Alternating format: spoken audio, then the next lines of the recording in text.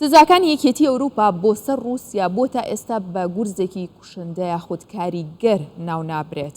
ئەمانە هۆکاری چییە؟ بۆ تا ئێستا ناتوانن رووسیا بەو شێوەیە سزا بدەن کە لەشکێرکێشیەکەی بۆ سەر ئۆکرانیا بوەستێنێت. هۆکارەکەی چییە کە ناتوانن نرخی وزە یاخود نەوت ستاندارد بکەن یاخود بتوانن لە ئاستێکدا بیوەستێنن. هەموو ئەم پرسیارانە لەگەڵ بەڕێز دکتۆر گۆڤەن شەروانی شرۆڤە دەکەم کە شارەزای وزێ و لە ستۆدیۆ میوانمانە. دکتۆر بەخێر هاتی، ئێوارت باش. باشتر. زۆر سپاس.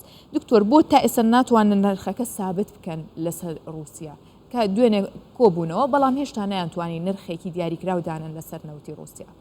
سڵاوڕێزم بۆ کەناڵی کوردستان بیستار و بنێرانی عزیز و بۆ بەڕێستان هەژەخان. لە سەرای بڕیاری 5 ئۆکتۆبەری ئەو ساڵە ڕێکخراوی ئۆپیک پلس کە بڕیاریان دە 2 ملیۆن بەرمیل ڕۆژانە کەمکەنەوە لە بەرمهێنانی نەوت و کاریگەری بوو لەسەر بەرکردنەوەی نرخەکەی. یەکێتی ئەوروپا پێی وایە ئەم داهاتە زۆرە بۆ هەموو ئەندامانی ئۆپیک پلس لە سەرویان سعودیە و عێراق و رووسیەیە داهاتە زۆریان دەبی و زۆربەی ئەو داهاتە بۆ جەنجی نێوان رووسیا و ئۆکرانیا بەکاردێ. بۆیە بیرڕایە کە بوو کە سنوورێک دانێن تەنانەت بۆ نەوتی رووسی. ئەمەش جگە لە نرخی جیهانی کە ئێستا نزیکەی 85 تا 87 دۆلارە بۆ هەر بەرمیلەک. ئەو سنوورێک کە دانراوە پێشنیار کراوە نێوان 65 تا 70 دۆلار بی، بەڵام ڕێک نەکەوتن تا ئێستا و بڕیار وایە لە 5/12 دووبارە کۆبنەوە و ئەم نرخەی تەسبیت کەن ئەو تایبەتە بە نرخی نەوتی رووسی، واتە سنوورێک دادنێن بۆ استفادەکردنی رووسیا لە داهاتی نەوت، واتە ئەم پارەیە زۆر بەکار نەهێنرێ بۆ جەنجی رووسیا و ئۆکرانیا. بەڵام وەک دیارە چکە ئەندامەی گەورەیە لە ئۆپیک پلسەوە ڕۆژانە نزیکەی 9 ملیۆن بەرمیل ڕۆژانە بەرهەمدێنی رووسیا. ئێستا جمزۆڵەی هەرەکەیە پێش 2 ڕۆژ لەمەوبەر پەیوەندی کرد بە سەرۆکوەزیرانی عێراق سوودانی باس لەوە کرا کە ئەم بڕیارە ئەگەر جێبەجێ بکرێ شێوانەکی گەورە ڕوودەدا لە بازارەکانی وزەی جیهان. باشە. یەکێتی ئەوروپا بە بەردەوامی لە سزای رووسیاین بە دیاریکردنی نرخ بێت یاخود سزاکانی چڕ کردوتەوە لەسەری، بەڵام ئەوەی ئەبینرێت چییە کە بەسەر جیهاندا هاتوو؟ بە فعلی سزای رووسیا دراوە یاخود سزای جیهان و یەکێتی ئەوروپا سزای خۆی داوە بەو ڕێژە زۆرەی هەڵاوسان کە ئەیبینین؟ بەڕای من دەستێوەردانی سیاسی لە بازارەکانی وزە و نەوت و گاز زیان بە هەموو لایەکان دەبەخشێ. ئێستا بە تایبەت هەرچەند سزا دەربچی چونکە بەهۆی بڕینەوەی زۆربەی گازی سروشتی بۆ ئەوروپا نرخی نەوت ئەتیادیان بەرز بووتەوە.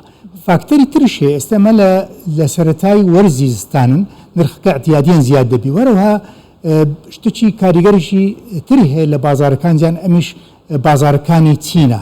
چین ئەگەر اقتصادیاتی باش بیتن و بە سەحبی نەوت و کڕین نەوت زیاد دەبی نرخەکان زیاتر بەرز بێتەوە و بپێت چەوانە ئەگەر ئێستا دەنگۆ وا هەیە کە دووبارە کۆرۆنا بڵاو بووتەوە ڕەنگە دیسان تەراجعات بیتن لە اقتصادی چینی ئەو کاتێ کاریگەرێکی نزمکردنی بازارەکان دەبیتن.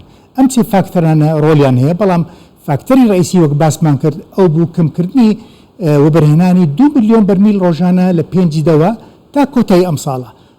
ڕێکخراوی ئۆپیک پلس دووبارە لە 4/12 اجتماع دەکەن و بڕیارشتر دەدەن لە دوای چاودێری بازارەکانی نەوتی جیهان. باشە.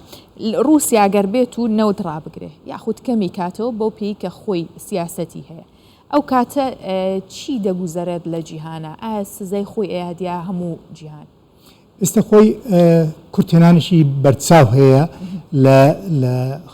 لە عرضکردنی نەوت لە بازارەکانی جیهان، بۆیە وڵاتانی ئۆروپا و ئەمریکا فشارش زۆر دەخەن لەسەر وڵاتانی بەرهەمهێنەری نەوت تاکو ئینتاجیان زیاد بکەن و ببتە فاکتەرێک بۆ نزمکردنی نرخەکان.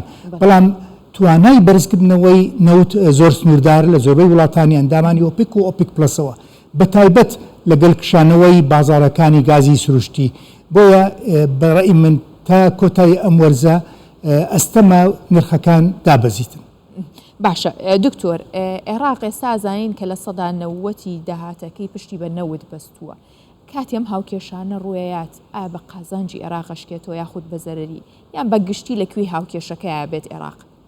وەک بوو جەو دەهات عێراق زۆر استفادەی کرد لە ساڵی 2022 لە بەرزبوونی و نرخی نەوت تا کۆتایی مانجی 10 ئەم ساڵە کۆی داهاتی نەوت پتر لە 100 ملیار دۆلار بوو واتە ساڵی 2023 لە ئێستاوە معلومە بودجەکە لە نزیکەی 120 ملیار دۆلار دەبی واتە بەم سۆگەری کورتێنانی بێجێ نابی واتە عجز نابی لە بودجە و هەروەها پێویستی ناکە قەرز وەرگرن و لەوانەیە بودجەی بەرچاو نزیکەی 20 تا 25 ملیار دۆلار بخرێتە بودجەی ئیستثماری ئەمە زۆر گرنگە بۆ وەزعی عێراقی ئێستا بۆیە ئەم هەواڵانە زۆر گرنگە بۆ ئابووری عێراق و هەرێم کوردستان شە بەڵام ئەگەر داهات زۆربەی گرنگە گرنگترە چۆنێتی ئیدارە بکرێ بۆ ینی خۆشگوزەرانی گەلی عێراقەوە بە هەرێمی کوردستانشەوە ڕاستە ئەکی دکتۆر ئەگەر لەم کاتایدی عێراق فرسەتەکە نەقۆزێتەوە و ئیسفادەی لێ نەکاوەیدی هیچ کات نابێت زۆر سپاس کامڕۆ لە ستۆدیۆی کوردستان 24 بەشدار بووی لەگەڵمان سپاس بۆ زانیاریانەیدا سپاس بۆی بەڕێز زۆر سپاس